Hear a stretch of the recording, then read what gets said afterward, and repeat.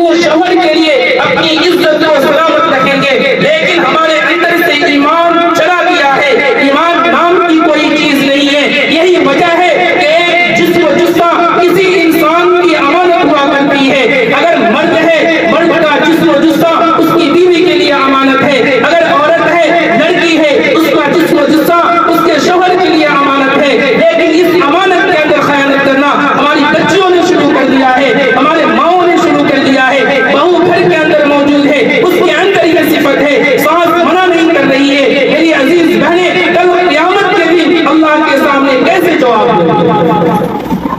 میں نے دیکھا ہے، مجھے احساس ہوا ہے، یہ دل کی دکھ آپ کے سامنے بیان کر رہا ہوں۔ اس کی وجہ کیا ہے کہ آپ اپنے رب سے خوف کریں، اپنے رب سے ڈریں اور اللہ کے لیے اللہ کی نافرمانی کو چھوڑ دیں، اللہ کے لیے اس دنیا سے محبت کرنا چھوڑ دیں، اللہ کے لیے چند پیسوں کے لیے اپنے نفس کو، اپنے خواہش نفس کو برباد نہ کرے۔ ورنہ جس وقت انسان زنا کرتا ہے، جب انسان زانی ہو جاتا ہے تو اس کا ایمان اس کے سینے کے اندر سے الگ ہو جاتا ہے۔ ایمان کی حالت میں انسان زنا نہیں کر سکتا ہے، زنا کی حالت میں ایمان اس کے سینے کے اندر نہیں رہ سکتا ہے۔ کیسے دعویٰ کریں ہم مسلمان عورت ہے؟